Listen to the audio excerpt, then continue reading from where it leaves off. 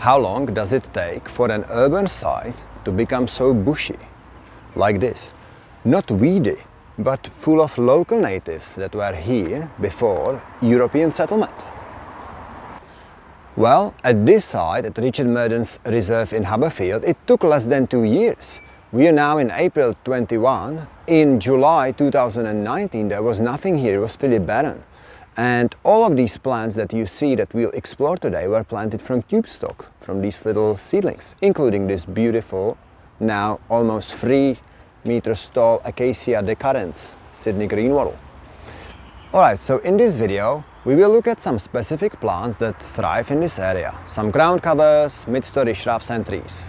We will then ask question, what does it mean to include indigenous perspectives in non-tokenistic ways, in meaningful ways? Does it mean planting natives? Does it mean putting laminated Aboriginal flags on walls? What does it actually mean? And finally, we will contrast a site like this, an green urban site, right, with another green urban site that is quite common in our cities, namely a golf course. Hi, I'm Jan from sustainably.com.au. I'm on a mission to make Australian educational and care organizations sustainable, frugal and improve their carbon footprint. Alright, so the first we start from ground up. The first we have is this ground cover. This is called berry saltbush, Aenidia hastada, or don't ask me how to pronounce it. It's a great ground cover, you can see, because it's sort of like a wire, right, on the ground, which provides habitat for small lizards, and also the red berries are edible and they're quite sweet and tasty. The second ground cover is native geranium. Geranium solanderii, you can see this green carpet. It prefers partial shade, so it's quite ideal spot here. It tolerates a wide range of soils, and the fleshy tubers were roasted by indigenous people. So the point of ground covers, by the way, is to outcompete the weeds and also provide habitat for lizards and insects and, yeah, local friends. And our final ground cover is this Commelina. Beautiful ground cover, see the blue flowers that attract native bees.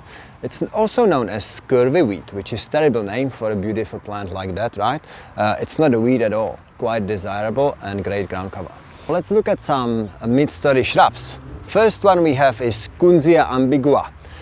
It's a mid-story shrub, will grow up to about 3 meters tall and will get quite bushy, which is excellent habitat for small bushy birds. And unlike Acacias, it will live quite long, up to perhaps 40 years or thereabouts. The second mid-story shrub is Brainia obliquofolia, quite thick and will grow up to 3 meters, which is ideal for these small local birds. Ideal plant here.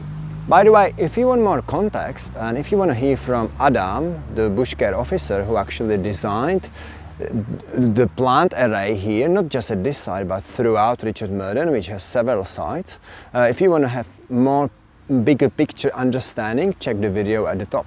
Our last mid-story shrub is Bursaria spinosa, or blackthorn. It's quite tall, relatively fast growing, and it's got thorns, which is ideal for these small birds that can hide in there. Our last two plants for today, or I should say larger shrubs or trees even, are two waddles, Acacias. First is Acacia longifolia, Sydney golden waddle. Firstly, the reason why we don't have Acacias as street trees is because they are fast growing but relatively short-lived.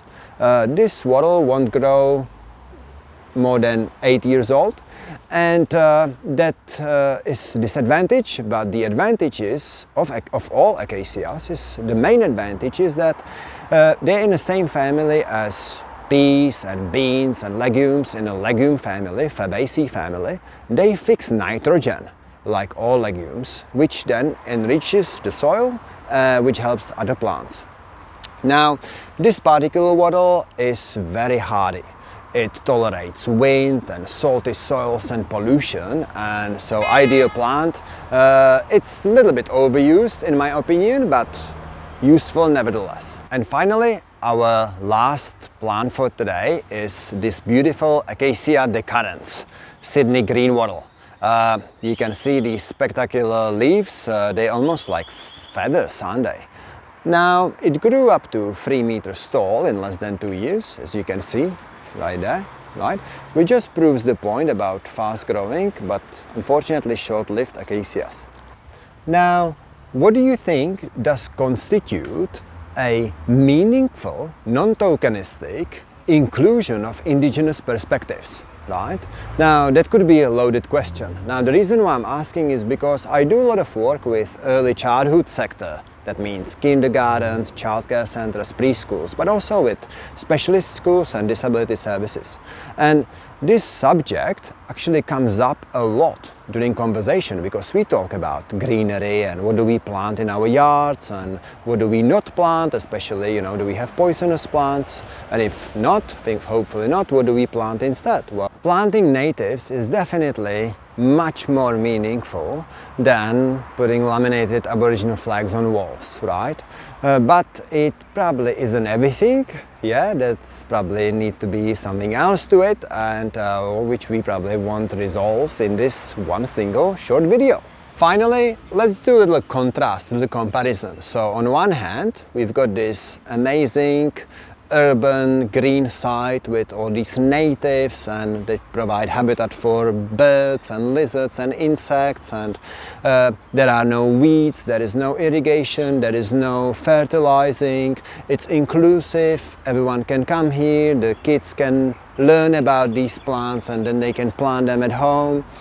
And yeah, and then on the other hand, we have another example of an urban green site, and there's plenty of them around, namely a golf course. And when you think about these two, not just from the environmental benefit, because that's quite obvious, obviously, golf course is one lawn heavily fertilized with chemicals and very thirsty crop and no biodiversity, nothing, right? But if you talk about it from the social perspective, we're in quite heavily urbanized area here, right? And what's the value of that land and who benefits from that land? Not just Homo sapiens, but what other species are benefiting? So that's a little kind of scale, little comparison that everyone needs to kind of resolve within themselves. All right. Thanks very much, I really appreciate your time. We are Sustainable Butterflies.com.au, and who are we doing this for? For the environment, future generations, plants, animals, including butterflies. You have a great day.